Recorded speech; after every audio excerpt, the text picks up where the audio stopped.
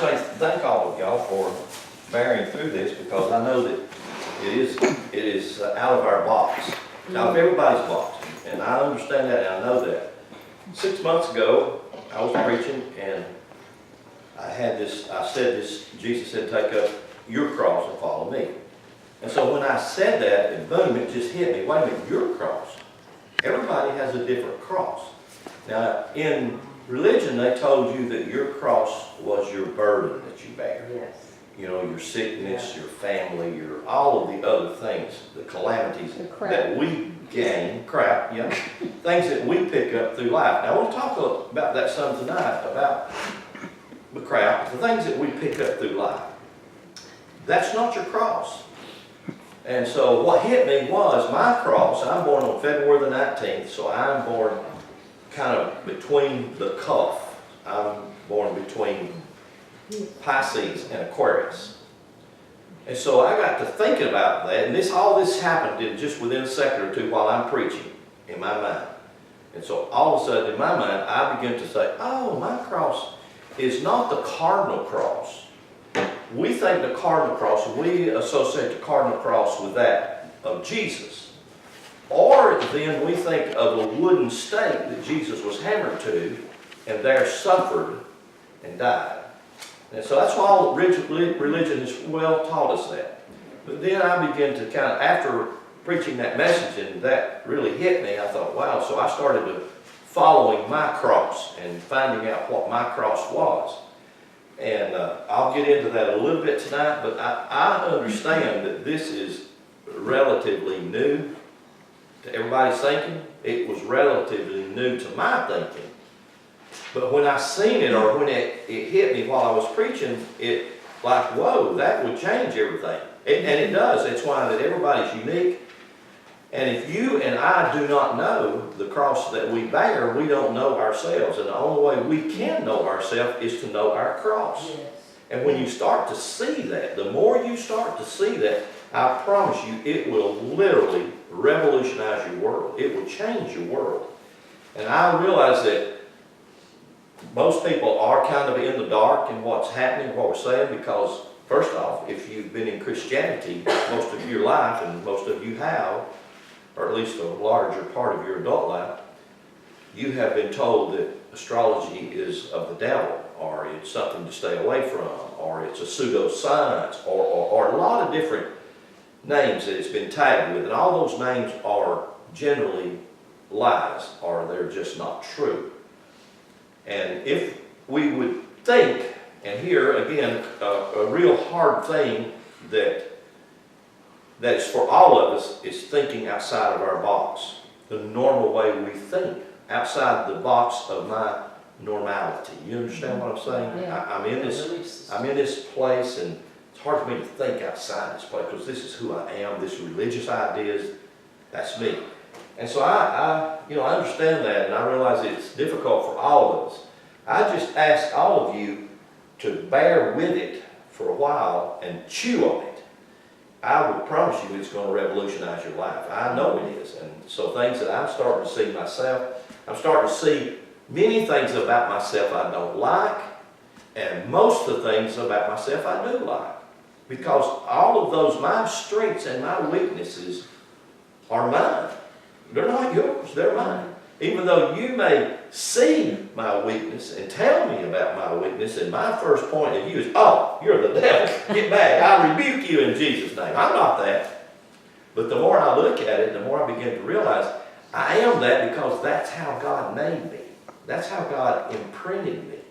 That was the enneagram. That was, I'm trying to think, brand. That was how I was tagged when I was born. God made me that way. And that's not a mistake. And the more I can see that, then I can make true the words above the door in the temple at Delphi. Know thyself. Yes. We know. Amen. You do not know yourself until you know your cross. And in your cross, you will begin to know yourself. And when you start to know yourself, you're going to get free. You're going to get empowered. You're going to get excited. Your life's going to change. It's going to become phenomenal, because it's supposed to be that way. And the more we embrace it, the more we look into it, the more excited we'll be. And so, anyway, tonight I'm going to just share a bunch of things about some stuff kind of to lay out a foundation. Tomorrow we're going to kind of roll our sleeves up and get into some work about your cross. Everybody has their own cross, and we're going to look at it and deal with it in beautiful ways. And so we're just kind of set aside this weekend, first of every month, for the next several months to take this subject and just really tear it apart. So, okay? Okay, I want to read from a book by Professor Holtema. It's called The Great Law, and this book is when I quote from Professor Holtema, I don't recommend you buy his books. A lot of people buy books that because I quote a book or whatever. I read a lot of books I don't agree with. You know, like I read Dr. Walter Martin's book 40 years ago, Kingdom of the Cults. I totally disagree with everything in that book, but I read that book. It was information that I needed to know. You know, many times people would study their enemy so they would know more about the tactics of the enemy. And so a lot of the books I read, I don't necessarily recommend that you buy them or whatever, but anyway, this is something from Professor Holtema, and a lot of things he says I totally agree with. I am right on the page with that man. He was a brilliant man. He died in, 72, 74, something like that, and he died, he was about 94, just died mysteriously in his sleep. So, his plan was to live to be 140. That was his goal. And they said even at 94, he had the stamina of a 40-year-old man. So they don't know why. They say there's a lot of mystery around Professor Holtema's death. I don't know. Yeah, there's a lot of things that we think. But anyway, I want to read you something that he said. Well, actually, it's a page and a half. He quotes from Dr. Herbert Blackshiller. I don't know what that is. Yeah, Schler, Blackshiller. And here's what Dr. Blackshiller said, okay? The civilizations of today consider themselves educated and enlightened. Actually, they are to a great extent brainwashed and hypnotized. The world has been plundered for millennials. And I would actually say at least 1,500 years. The world has been, he uses the word plundered. In today's period of so-called freedom, more people are living under physicalized, tranquilized, lobotomized slavery than ever before in history. Wow. That's a mouthful. So that is a mouthful. So what is he saying? He's saying that just about everything about you is enslaved. From what? Now listen to what he goes on. This is not Professor, this is Holtema now. It says the very word education is a tricky misnomer. The schools are not designed to educate, but to domesticate. Yeah. Their purpose is to train children like horses and dogs. Mm-hmm. Children are brainwashed and mind conditioned to do the things and think the thoughts which those in authority want them to do and to think.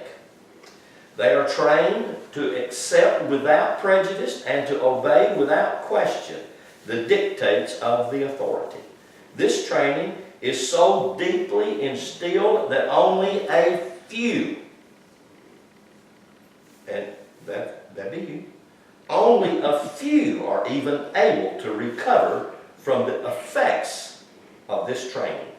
And they, or in other words, the few, are smeared as enemies of civilization. You think about that. Because if you're here, most people call you an outcast as far as religious ideology. In this controlled civilization of fraud and trickery, we can't teach man the plain facts of creation, the nature of life, and the constitution of the body, and also make him believe that it's scientific to poison patients because they are sick, or that the body can be made disease-proof by injecting poisonous filth into it. These facts are known to the medical art, and the hidden purpose of this poisoning the body is exposed in Dr. Klamer's book. And I have this book, Dr. Klamer, was written back in 1936, I believe, 38, something like that. The satanic scheme recently went a little too far, and the resulting of damage of bodies of some women so seriously that they gave birth to a flock of deformed bodies that shocked the public. The drug poison used in this particular instance was a tranquilizer called thalidomide. I don't know what that is. Thalidomide. With the despotic destruction of the marvelous cosmographical science of the ancient masters. That's a mouthful, but I want you to grab that term. Just grab hold of that and just listen to it. The marvelous cosmographical science. Now, I would just say the astrological wheel. It's the same thing, but we'll look into it more. The cosmographical science of the ancient masters, all of the vast Roman Empire and the nations it controlled, plunged into a pit of intellectual darkness that has no parallel in the history of the world. That terrible condition lasted for more than 1,000 years. I would insert at least 1,500 years. I would insert that curse has only been broken in the last couple of hundred years, since science broke free from religion. That's when the Dark Ages began to lighten. That was around the middle 1700s. That terrible condition lasted for more than 1,000 years, right down to he says, the 18th century, when a little light began to glow in the gloomy world of darkness. Even that faint gleam is in danger of being obliterated by the nefarious schemers who control civilization and live and thrive on darkness and ignorance. Pause. I would insert, they prefer you to be ignorant. Don't ask questions. That's their idea. Don't ask questions in church. Be still, be quiet, be obedient to the Holy Spirit, because the man who's speaking knows what you need to know. When many times when he's speaking, you have questions and you know that something's not right, but you can't speak out. You know that.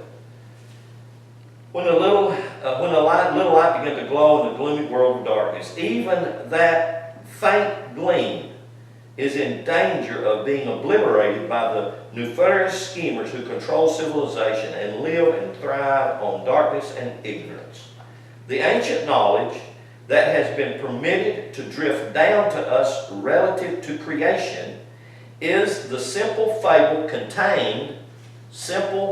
fables contained in the Bible.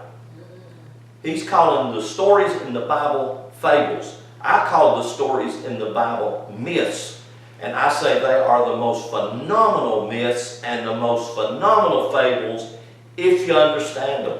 But if you don't understand them and you look at them as a literal history, you will never know what they mean.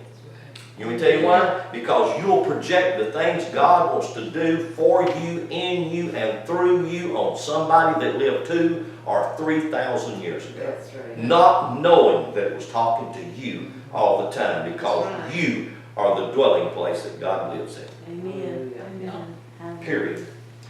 The ancient knowledge that has been permitted to drift down to us relative to creation is a simple fable contained in the Bible. This story was not written to enlighten the mind on that subject, and we form the wrong impression when we mention creation, and we do. I can say the creation story, boom, every one of you, you know what thinks in your mind? You get something from the Seventh-day Adventist storybook about this woman and this man and this snake and this apple tree. And that's your ideology of the story of creation. And I tell you, it's nearly impossible to take that out of your mind. That is a lie. There's nothing about that biblical. It's not even in Scripture. I have asked for years and years, if y'all can find the apple tree in Genesis 2, let me find it. I want to know. And if there's a talking snake there, I'd sure like to see it. Because it ain't there. But you're told that it is there. And people believe that it's there. Even if anybody can stand up with a little bit of knowledge and say, it's not there. They still, oh, you know what he's talking about. It is there. It is not. We think of something as beginnings and coming forth from nothing. The Bible says there is no new thing under the sun. Ecclesiastes 1:10. Everything that is has existed. Nothing is created. Eternal existence is the fixed and changeless order of the universe. Wow. Put that in your pipe and smoke. That's out of your sane Bible. Ecclesiastes. We call creation, what we call creation is the transmutation of invisible substance to visible matter. That's a very profound scientific statement right there. When invisible vapor becomes visible water, that is a transmutive process, not a creative one. You have to really think, don't you? It's transmuting. It's moving from this to that. It's like when God becomes visible, He does it by you. You become the visible appearance of the invisible God. That is not a creation. That is a manifestation. How about procured? I'm sorry? Procured. Procured? I'm not sure. Stages. Well, you definitely appear in stages. Yeah, you definitely manifest in stages of growth or whatever. That's a transmuting process, not a creative one. This is a regular order of the work of the universe through infinite time to infinite results. But for the sake of clarity, we will continue to use the more common terms creative, or creation. That's just a little, I'm going to read more out of that. Anyway, let me read you something here. This is a favorite author of mine. It's just a note from Alan Boyd Kuhn. And when I'm using a statement he uses in here about the cosmographic universe, that's one way of saying the wheel of astrology. But if I were talking about the wheel of astrology in ancient Hebrew, I would just say Elohim. But if you had an ear to hear Hebrew, you would say, yeah, but Brother Lynn, Elohim is God. And I would say, no, that's what you were told. That's what religion wanted you to think. Elohim is gods with an S. So Elohim is plural. It refers to the 12 astrological powers, or the 12-spoke wheel of powers, commonly known as the zodiac. That's Elohim. That's the gods. So that's the cosmographic, and the reason that he uses the cosmographic is because it is a zoology in graphic picture by the stars. And you can read that in a lot of different Christian literature. Bullinger, Cease, The Gospel in the Stars. And I have all of these books and have read these books. And I agree with a tremendous amount of truth that's in these books, simply because the story that we call the gospel story is the story of every man and woman that's on the face of the earth, and that story is written in the stars. And it must be, simply because it's emanating itself from the astrological energy, unlimited power, to the visible, physical, manifest world we call the earth, and to ourselves. Because we are the visible representation of that. As Scripture so clearly says, why don't you know you're the temple of God? Because we don't. We say it, we quote it, but we don't know it. We don't even believe it. We want to get together and get a prayer chain to try to get a hold of God. How can you get a hold of God when God's got a hold of you? I mean, we have so much that's just have to really stop and think. So, this science of the ancient masters that I just read about to hold to me, here's what one person writes about it. He says, the sun god characters, none of whom can it be said positively that they were living personages, where it must be clearly noted, purely typical figures in a national epic of several nations. They were typical. Let me just read you the names of a few. To indicate the universality of a sun god myth, it is only necessary to enumerate some 30 of the chief figures known as sun gods amongst the nations of the eastern Mediterranean before the advent of Jesus. Before. They were in Egypt: Osiris, Horus, Serapis, Hermes, Tot, Thoth, Thor, Kusa, Atum, A-T-U-M, Adon, A-D-O-N. In Hebrew, Adonai, the Lord. These are all sun god characters. Anytime in the Old Testament you're reading about these, you're reading about the S-U-N, sun god characters. Adonai, Ayusa, Ayu-Imheptet. In Syria there were Addis, Sabazius, Zagreus, Cable. In Assyria there were Tamez. Babylonia there were Marduk. Actually, if you read the Epic of Gilgamesh, maybe some of you have never heard of it, but if you've ever get an opportunity, the Epic of Gilgamesh is the Genesis story retold from the Babylonian concept that predated the Hebrew concept of Genesis. So if you actually would like to know where the Genesis story came from, it came from the Epic of Gilgamesh. And instead of Elohim in that writing, it's called Marduk. And there are a lot of people that know about that, and it's the same identical thing. It's the same story. So when you talk about Marduk, you're talking about Elohim. Same Elohim and Marduk are the same character. Marduk and Sargon. Some of these names maybe some of you are familiar with in ancient myths or different mythologies.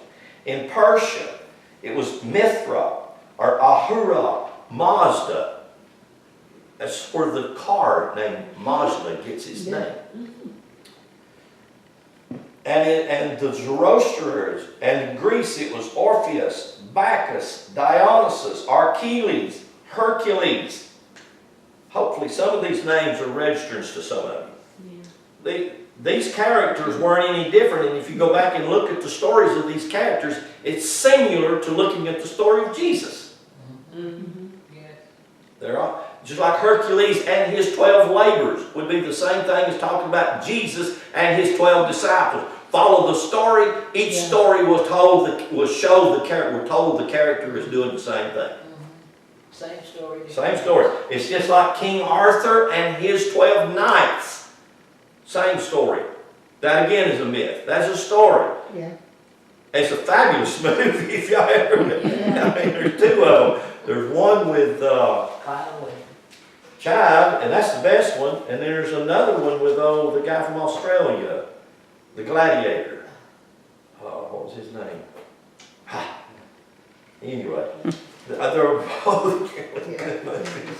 So I'm sure you've heard of these different ones: Hercules, Theseus, Perseus, Jason, Prometheus. In India, Vishya, Krishna, Buddha. In Tibet, Bodhisattva, and many others. See, I just named 30 sun god characters predating the story of Jesus, but all saying the similar things as the story of Jesus. These were called sun god characters. They were a part of the mythology. I want you to hear this and clearly hear this. I don't care if you embrace the story of a literal Jesus. Embrace that story with your whole heart, but don't just believe it was something that Jesus did. Believe it's something that you are to do. Yeah. It's exactly like he said, as I am, you are. What I do, you need to be doing. You sing me, you sing the Father. You should be saying the same thing. If you're going to embrace that story, embrace it with your whole heart. Quit trying to say a historical character did it because he was a son of God and you're not. Yes. We have got to begin to live this, not just say they did it. Yes. So I don't care which character. I'm not trying to lift one character above the other character. I'm trying to get us to see the story because it's the story of me now. I'm the Son of God character. Yes. And my name is Lynn Harry Hell or something like that. You know? Wow. Hallelujah. So these Son of God characters, none of whom can it be said positively that they were living personages. It must be clearly noted, purely typical figures in the national epics of the several nations. They were symbols, one might say. But of what were they symbolical? That is the point of central importance. That has been the point of central importance for my message for over 20 years. And people misunderstand, and I understand that they misunderstand. Because I misunderstood it so long, I argued and fought and fussed with God. Yeah, but. And until finally God won out. And I say, oh, I can see that. It's so clear. So there are central importance, represented characters summing and epitomizing in themselves the spiritual history of human individuality, the individual in his march across the field of evolving life on earth. Do you hear that? It's just exactly like Jesus said, if I would reign with him, I suffer with him. In this life, mainly because of the things you do in ignorance, you suffer the consequences of that and don't know it, don't have a clue why the calamities are happening. They happen to you just like they happen to him. And that's exactly what he's saying. The reason these stories were told is they're trying to teach you and me how to overcome the sufferings, how to overcome the difficulty, how to overcome the traps I get caught into, how to be the overcomer that I am built and designed to be. That's why these stories are told. They should be still the same way the story's being told. By the individual who is evolving life on this earth. They were the types, they were the models of the divine potentiality pictured as the coming to realization in their careers. They were the mirror held up to man in which could be seen the possibilities locked up in your own nature. God, that just turns me on. I'd like to do like Brother Hagin did one time. Throw the mic down, just run out the tent, just scream and holler. Hallelujah. It's just that good to me.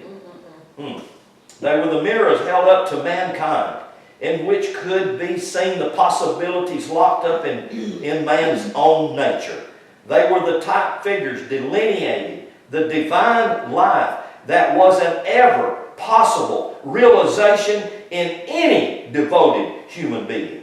They were the symbols of an ever-coming deity, a deity that came not once in history in Judea, but that came to ever fuller expressions and liberations in the inner heart of every man and woman on the earth. The solar deities were the gods that ever came and are ever coming. They were described as coming not once upon a time, but continuously and regularly. In other words, every morning when the sun cracks the sky, the Savior is come to you again. Every morning, glory to God. If you realize that and you saw it this morning, you can go to bed and rest and comfort knowing it's going to rise again in the morning, and it's rising for your glory.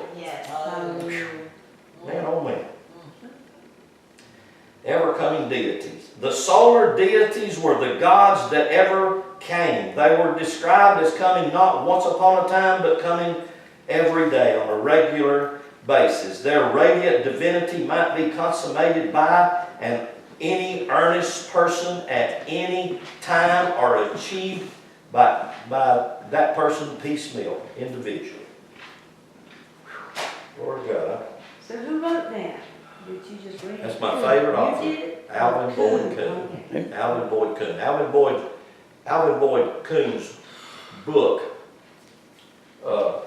which everybody should have, and everybody should read it. I don't have the book. It was written in 1940. Let's see, what was the name of that book?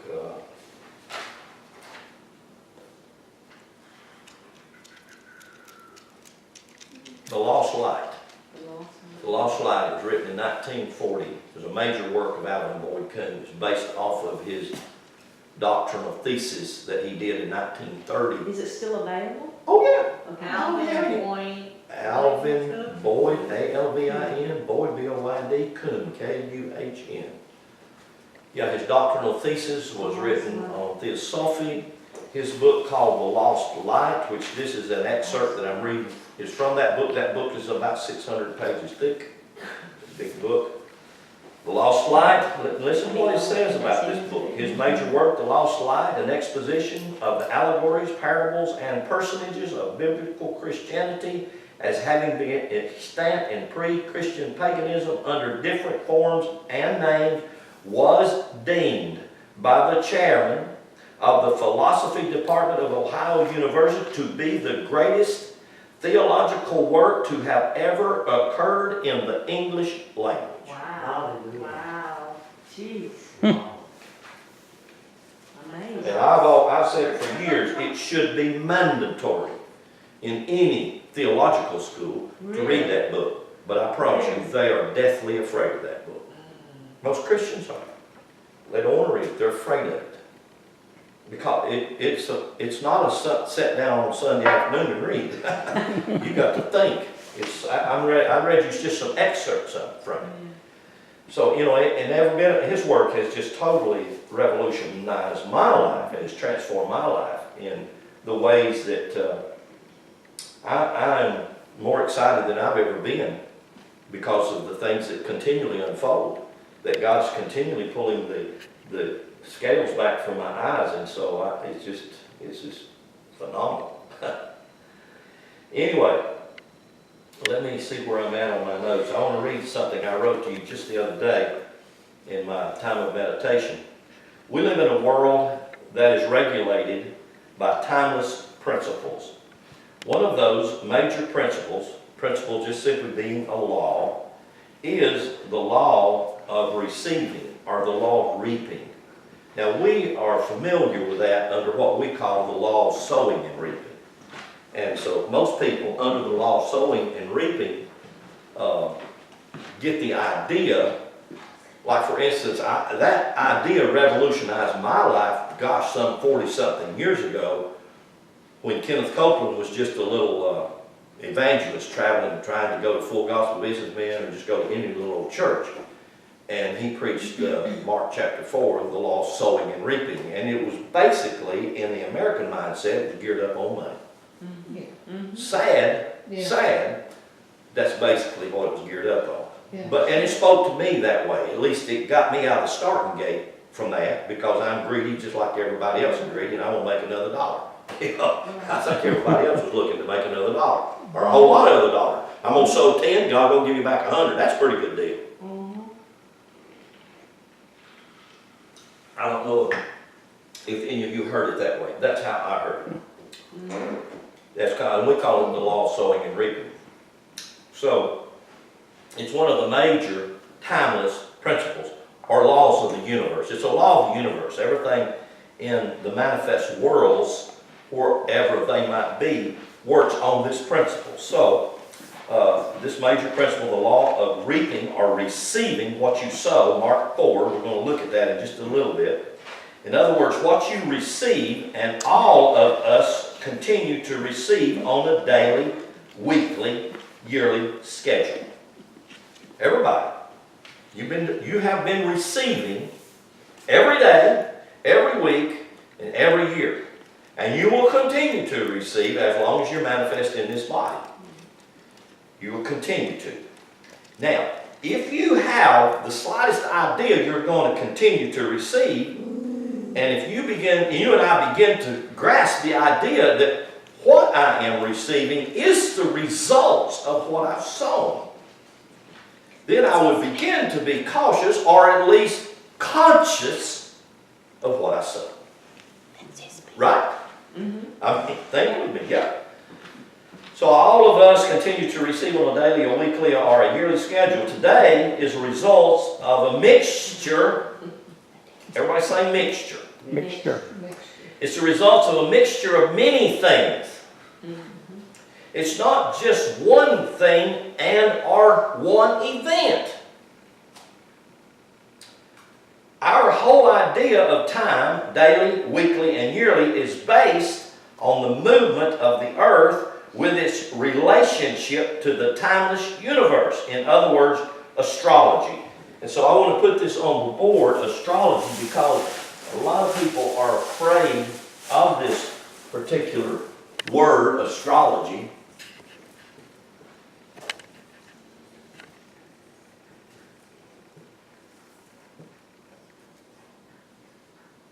Astrology.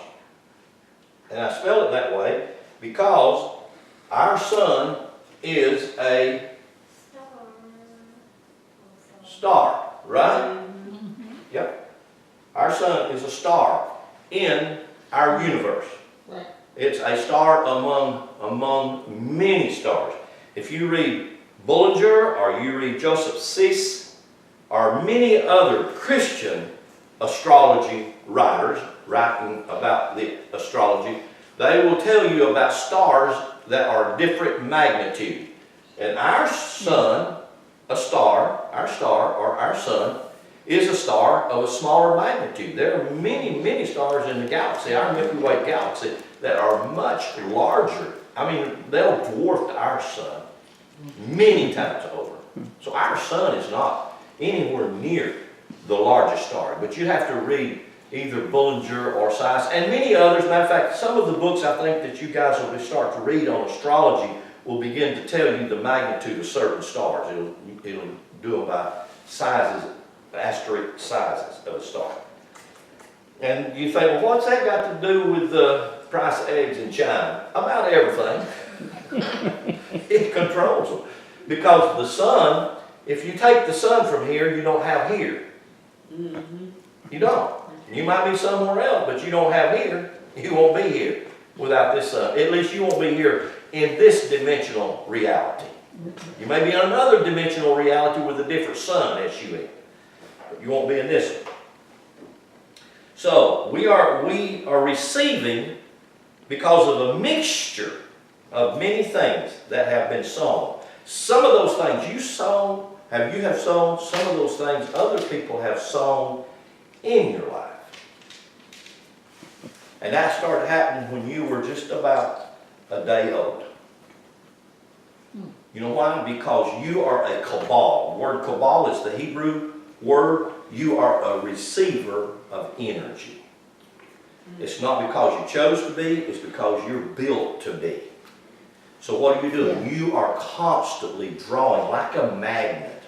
And when a baby is an infant, it is drawing so many things from its environment, it's mind-boggling. It's mind-boggling what a baby, an infant, is drawing on a daily basis from its environment. If it's in a chaotic environment, it's drawing that like crazy. It's pulling that into itself. If it's in a peaceful environment, it's pulling that. It's drawing every day. Now, that's not the baby's fault. The baby is just there. It's just the results of that. So as you begin to grow in your environment, you're picking up from it. You're drawing from it. And that environment is helping to mold you, build you, make you. So if you grow up in China as a Buddhist, you're drawing from that environment. You're Buddhist. If you're growing up in America as a Baptist, you're Baptist. Even if God ain't, you still are. I've had many Baptist preachers want to fight me, and bless God, because they're Baptists. They don't care what the Bible said. We're Baptists. That's not their fault. That's how we've been trained. That's how we've thought. Our whole idea of time, daily, weekly, and yearly, is based on the movement of the earth with its relationship to the timeless universe. In other words, astrology. And this logic, which we get, how many of you have heard of this word right here? Logos. Yeah. Logos. Logos is a Greek word. Matter of fact, John 1:1. In the beginning was the what? Word. Word. That's right. W-O-R-D. Word. Logos. Genesis 1:1 and John 1:1 have no similarities whatsoever other than English wording. Yeah. In the beginning, God created, Genesis 1:1, Barashit bara Elohim. Then when you go to John 1, in the beginning, the word beginning, arche, actually means first principle. What's the first principle that a child learns? Word. I mean, from the time he's just able to barely breathe, I mean, you're always saying, Mama, Dad, Dad. If you're like me, you're going, Papaw, Papaw. Say Papaw. Say Papaw first. Say Papaw first. Word. Logos. A lot more to that than we think. Yeah. That's how we look at it. That's how we've been taught, because we've been taught to be ignorant. We've been dumbed down. We don't have, most of us don't have the ability to think outside the perimeters we've been trained. And we've got to break that barrier, think out of your perimeters. What if? What if I'm telling you the truth? And you say, oh no, it's a lie. What if it's not? Based on the movement of the sun of the timeless universe called astrology. And logic comes from the suffix, or it is a suffix of the word. You've seen this many times where this word logic is added on to many words. How many of you ever watched The Big Bang Theory? Any of y'all ever watched The Big Bang? That's a lot of fun. That's a lot of fun. Yeah. Well, Shelton, they started a new one last year. Matter of fact, it come back again, I think I was told this year. I haven't seen it. I won't watch it. But I was told that it come back this year, still rated as the #1 sitcom in Little Shelton. Young Sheldon. Young Sheldon is a baby, or he's a young boy in school, and he goes to the Baptist church where his mama takes him because she's a Baptist. If he's going to be anything, he's going to be a Baptist. So young Sheldon goes there, and he listens to all their stuff. Then he read all the Bible, he read all their stuff, and then he has a consultation with the pastor. He tells the pastor, well, I'm going to start my own religion. And the pastor said, oh, really? What do you call it? He said, I'm going to call mine Mathology. M-A-T-H-O-L. And so the pastor said, well, then why are you here? He said, because I'm looking for converts, and y'all want to join me? And the pastor said, oh, get out of here. Isn't that how it's done? You know, we get it like this. We get so content and settled, we don't want to share our truth. Why? Because they're going to say you're crazy. And you know what? When you were the other way, you were just out there just blundering with everybody. That's right. We get like, get a hold of the truth. We just want to keep it to ourselves. No, nobody knows. They think we're crazy. Thinking like this, oh my goodness. So this word is attached to many words. Mathology, Scientology, you just go on and on with that word. And that word just simply means the study of the word of that subject, whatever that subject might be. And so we'll look into that a little bit more. It's just a suffix. You can use it in triology, genealogy, and on and on and on and on and on. So it's just used in that fashion. Now everything emanates from the source or the one, right? Mm-hmm. And we call that the one. Now, you know, we can attach names to it. We can say the one is God, okay? We can say, and God be number one. And in Hebrew, the very first glyph in the Hebrew alphabet is the aleph. And the aleph is called the one. That's its numeric value. Therefore, the aleph, for instance, it is the first glyph in the Hebrew word El, E-L, which means power. It is the first glyph in the Hebrew word Elohim. That means powers. So if I drew the astrological wheel, and I put the cardinal cross in that wheel, and then I just put one sign, Aries, one piece of the pie, I could call that one piece El. Why? It's referring to specific power. It's used in the Bible that way. So that many times when you read the word God, it's the Hebrew word El. Most of the time when you read the word God, it's the Hebrew word Elohim. It means all 12 of the powers. Why? Because it's all 12 of the powers that built you in the womb of your mother, and you didn't even know it. And there wasn't a hammer or saw or any sound of anything going on other than God constructing its temple in your mother's womb, which you become the results of. You are God visibly, literally manifest.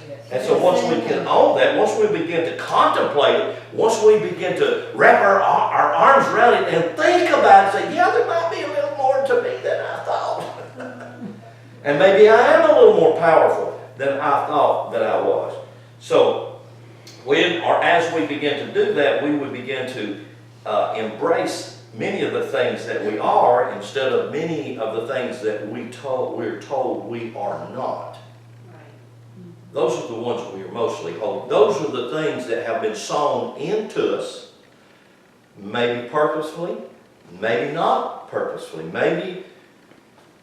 Maybe your mom and dad called you something and that's stuck inside you and that's not true about you. You know, I hear this a lot. They're brats. I never permitted that around my kids. None of my kids ever was a brat. None of my grandkids ever was a brat. But we do throw little names like that. Those are little seeds sown. Thank God that most of them fall by the wayside or they're either choked by the thorns of life. Isn't that wonderful? Hallelujah. Yeah, y'all didn't get all that, but anyway.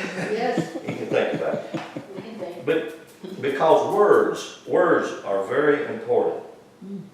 Words have tremendous results. And it's hard for me. I'm saying this to me, it's hard for me sometimes to slow down and choose my words and not say. Have you ever said a whole plethora of words that, dear God, I wish I hadn't said them? Like to draw them back? Yeah, I always pray crop failure on them, God. Let them fall to the ground and be choked to death. Don't let no sun hit them. And sometimes that does happen. I pray it. So here we go. That's El, that's God, that's power. And if I put 12 of these up here, that's Elohim, that's the powers. And the powers build you. And I give this, let me show you my birth cross. I talked about the cross. I'm going to show you when my cross was built. Okay? My dad, James and Rachel, on May the 21st, and you say, well, how do you know? Well, I'm going to show you how I know. My dad, on May the 21st, he released a seed into the womb of my mom. The egg in my mom took that seed in, and a miracle took place. The miracle that took place was a soul was manifested in the physical dimension in the womb of a woman with the information of the divine in that soul. Because you see, the soul is not the spirit, and the spirit's not the soul, but they work just like Siamese twins. They work as one, but they're not the same thing. Now I'll show you that. So the soul is divine. It is a divine design for dimensional reality. The soul is not designed to be out in space where there's nothing happening. The soul is designed to be in a place where dimensions are taking place. Say that again, what you said about the soul. The soul is not designed to be in space. It's designed for dimensional realities. So the soul, the first thing the soul begins to build in the physical body, the structure of the body, is the ego. And the ego is directly connected to the sensual being. But if the ego takes a hold of your sensual being, the soul, out of obedience, will just follow along. Yet the soul is empowered not only with knowledge, but it's a gentleman. It never imposes itself. It always waits. God waits forever if it's necessary. Yes, yes. But God just waits. And God all the time says, I wish y'all would wake up and be what we are designed. It could be much better.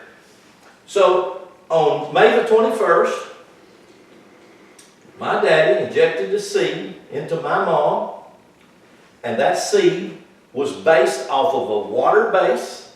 That's about everything on this earth is based off water. That's the Hebrew mem. The Hebrew mem is this glyph right here. And its value, that's what the mem looks like in Hebrew. And it's called a water word, water. Materiality, mem. And its numeric value is 40. So Daddy injected James William Hayes, injected his seed in Alice Rachel Hayes on May the 21st. And a miracle took place inside my mama's womb. Boom. And that miracle was me. Okay? So, all of a sudden, I began to be built. Then, another miracle took place. Exactly, watch this, exactly 40 weeks later, and on February the 19th, right on the cuff between Aquarius and Pisces, I was born. Exactly 40 weeks. Every time you see this, this is a very used glyph in the Hebrew. The whole story of Moses, his first glyph in his letter, Moshe, is Mem. The whole story of Moses is about materiality. It's about manifest reality in the physical world, and it's based around water. Look at Moses' story. There's water everywhere. There's water everywhere. We just don't really pay attention. We haven't been taught how to pay attention to the story. We pay attention to the story, we realize more about what the story is about. Because the story is more about me than it is about them. And I don't know that. So, 40 weeks later, and all you got to do is take your birthday and a calendar, count back 40 weeks, and it will come up exactly, or you can do it just exactly like I'm showing you. It will come up exactly this way.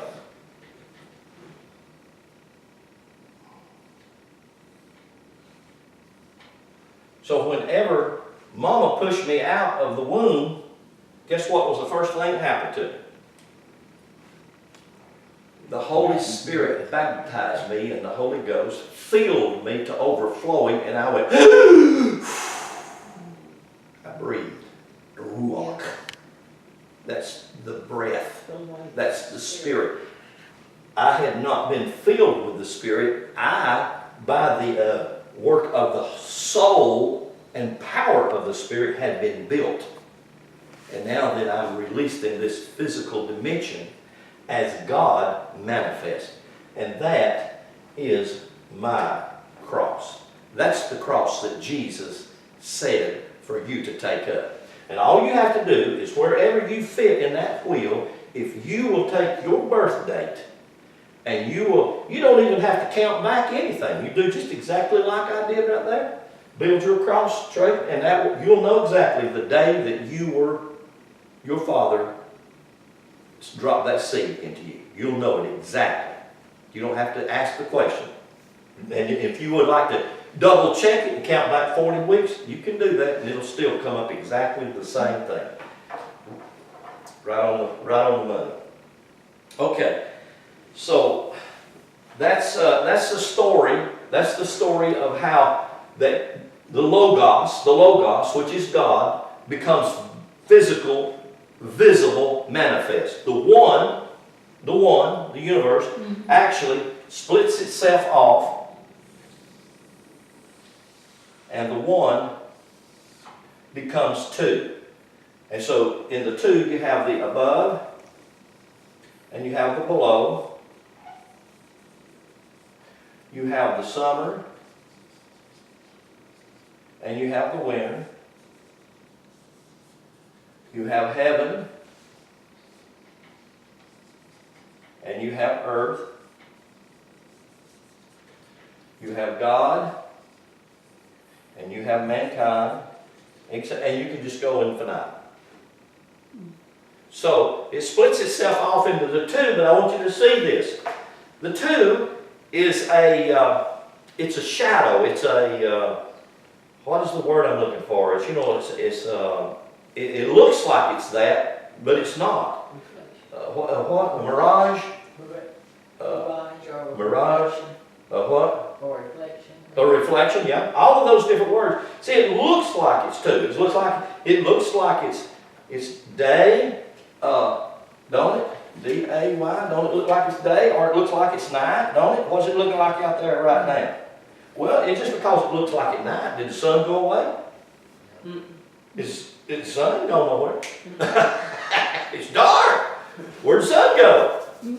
See? I mean, it's just like you said, well, hey, I've had all kind of hell today. You mean there ain't no heaven? No, I got to go somewhere else to get there? No, just wait till in the morning, it'll be here. So, heaven ain't going nowhere.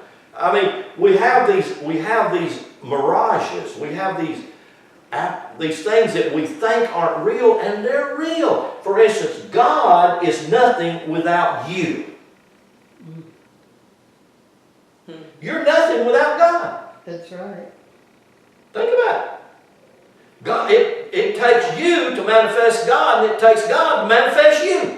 Actually, there is no line there. God is all and in all. That's Actually, we are God manifest. That's it. There is nothing but God. That's it. The only line that's really here is this line, and this line right here is what we call time. That's the only line that's there. It's time. Because that's all we think. Time has separated me from God. And it hadn't. Because you think God is timeless. And so I want to read you something out of this book. And I don't agree with it, but I do agree with it. That's why I told you. I read a lot of things from different books and different people. And I'm sparked to think. And I think, wow, that's a half-truth. Do you realize half-truths can be very dangerous? The story of Jesus is a half-truth. If you were told the whole truth of that story, you would embrace it with your whole heart. Because it's you. Exactly. Because it is you. But when you embrace it with a half-truth, then you know what? It's something He's got you ain't got. It's something you got to go up there and shake His hand. And I want my mansion next to His, or at least down the block, as close as they can get, because they got 2,000 years to, catch up, whatever. But just on the same street, maybe. Those are the dumbest things that we have ever believed, and people believe them things with their whole heart. And earnest, I'm talking about earnest desire, good, honest, hard-working people, integrous people believe that. And I know that. I'm not upset with them. I'm upset with the lie that we have embraced and called it the truth. And that lie that we have embraced has sown itself in us. And now we are reaping the results of it and don't know it.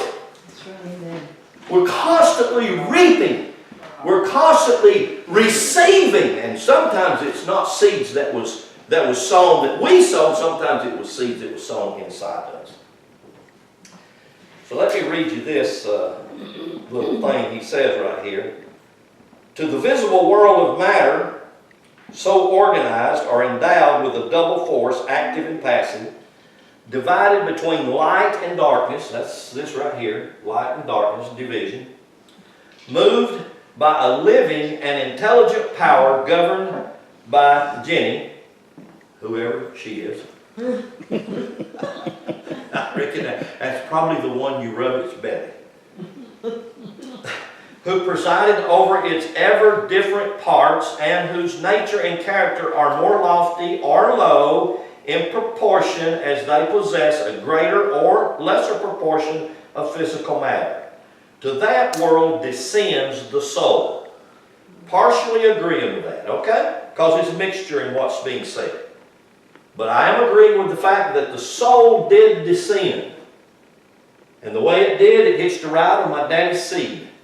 And it come in that seed, and I can biologically show you that from the breakdown of that seed. Because science has already broken the seed down for me, and I can point out the very characteristic of that seed that is divine, and that is the soul that God released for me. I mean, I think that's pretty awesome. That is mathematical, biological, physically, scientifically correct. So, again, you have to discern these things sometimes and divide between these partial truths and truths. So, to that world descends the soul, the emanation of ethereal fire. That's the part of the seed and the egg, the ethereal fire I can show you. You know why? Because science knows that that part takes 3 parts to make an egg, and it takes 3 parts to make a seed. One of those parts is light. And they know it. It's a photon. You know where that comes from?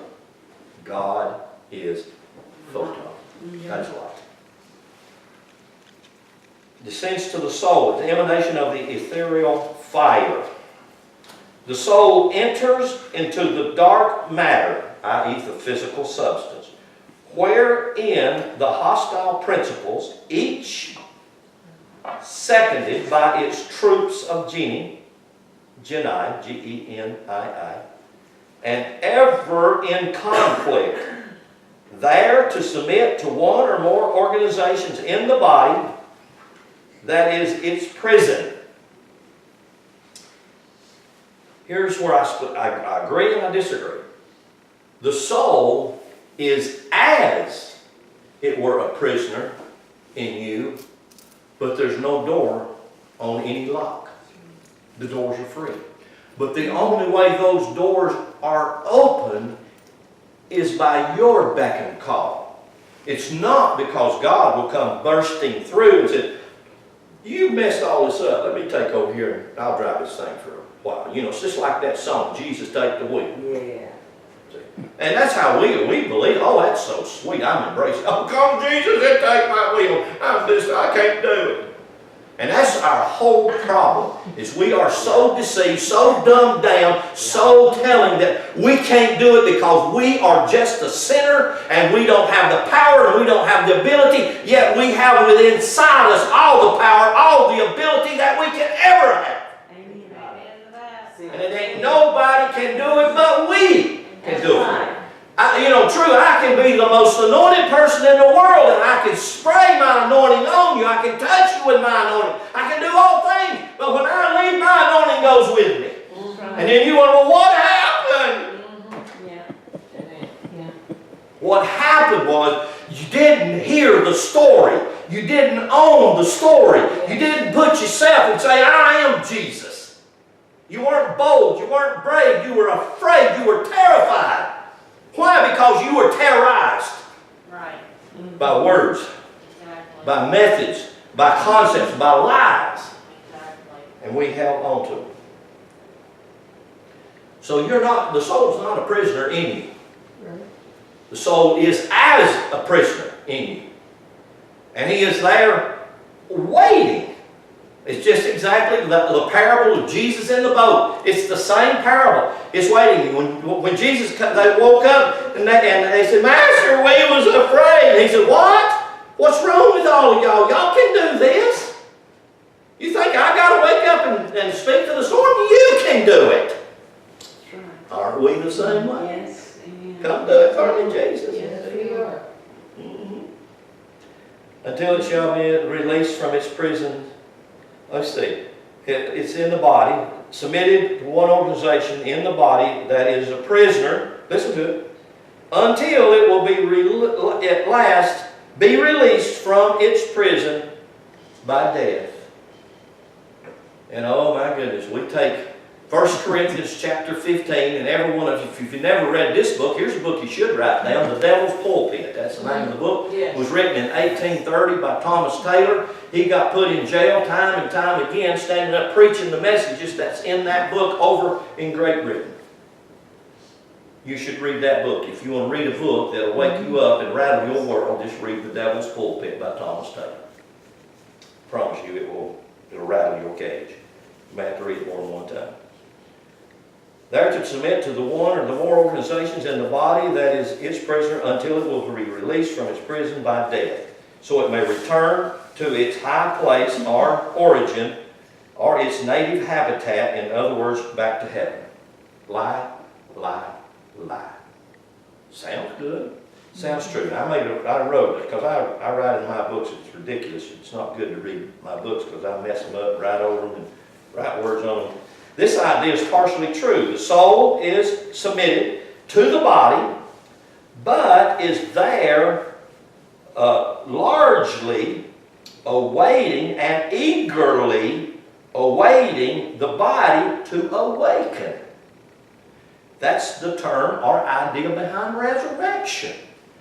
Resurrection's got nothing to do with the physical body coming up out of the grave out of 1 Corinthians 15 when Jesus comes back. Yeah. All you got to do is look up the word resurrection in the Greek. It's agero. You know what it means? It means to wake up or stand up as though you had been asleep. The whole story is about that. What is that awakening? It's you awakening to the divine essence of your being. Yes. You awakening to who you really are. The whole deal of astrology, the whole deal of you owning your cross, the whole deal behind this idea that Annie and I had to do these meetings is to teach you and me so that we can know ourselves, that we can get to know our divine self, we can own ourselves and be ourselves. The soul is submitted to the body, but is there eagerly awaiting the body's awakening or resurrection in order that the body and soul can be all it is designed to be. In other words, in unison, become a super body, or Superman or Superwoman. God made manifest. Exactly, and that's another book. If you've never read Dr. Carey's book, God / Man Made Manifest. You ought to buy that book and read that book. He wrote that book in 1922, 4, 6, something right in there. Mid-20s, 1920s. God, Man Made Manifest. Dr. Carey. You have to tell me, Kirby, I'm way over my time, ain't I? Pretty close. Didn't know you had time. I don't know. Oh, anyway, let me An read hour this. and 8 minutes. Okay, let me just go ahead and close and just read you this kind of unhook because got 2 or 3 more pages of notes and I ain't even off the middle of the first page.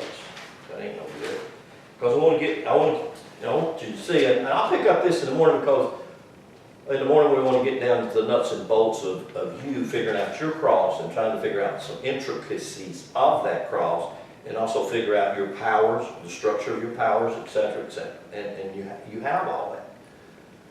And it has to do a lot with the Logos, which is the Word. It has to do especially when you get into Mark 4, the source of the Word. We're going to get into that in more detail about the Word. Not only the word that you speak, it's the words that are spoken to you. And it's not only the words, it's the soil.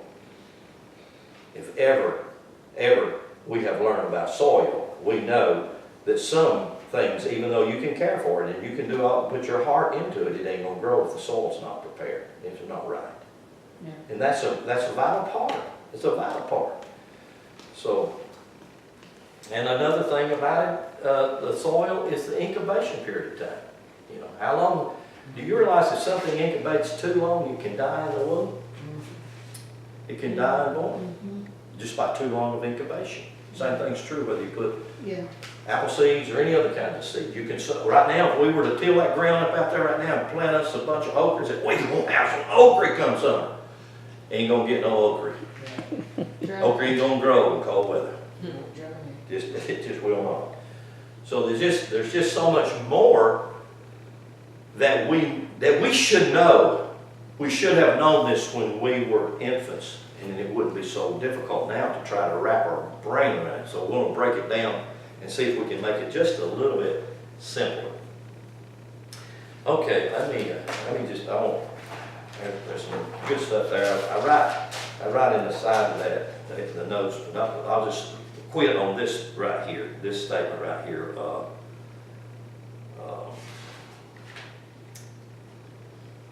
Science could not know that they were the descriptions of the working of one's nature fundamentally, or archaea, or laws, one indeed which sustains the whole order of organic being in its linked interrelationship. It is the law that binds the whole register of manifest life to the throne of God. Each link in the chain, that would probably be that word that you were using. You could call that word you were using a link in a chain. Yeah, probably, I would think. That's how I would use it. Each link in the chain to the ones below and are above it. It is a law of nature that has remained entirely esoteric in the religion and utterly unknown to science. It is a key to the entire evolutionary enigma, the answer to the great unsolved mind-body problem in psychology and biology, the kernel of all religion, and what is this crucial law? It is the modus by which the living energies on one plane of life are related to those on the planes above it or below it. As Greek philosophy expressed it, the energetic essence of any one plane or kingdom serve as a body to that of the plane above it, but as a soul to that of the plane below it. The higher energies by which is meant those of more rapid vibratory pitch or shorter wavelength use lower forces to give them body and instrumental form. On the other hand, lower forces look to higher ones for their ensouling principle.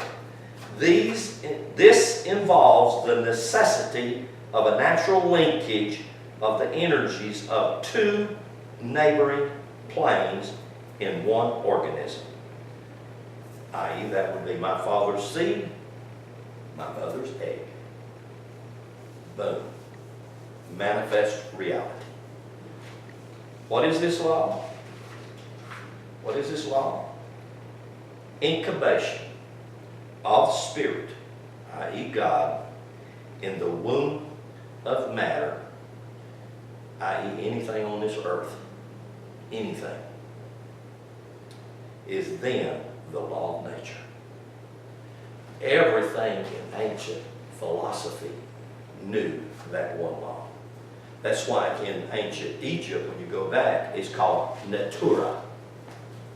Or if you've ever seen Nut, Mother Nut, it's this woman with her feet on the ground and then her legs stretched out over the horizon and then her hands back on the ground over here at sunset and her breast hanging down, feeding and nurturing everything.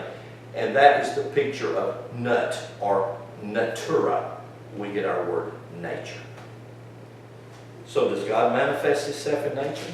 Everywhere, all the time.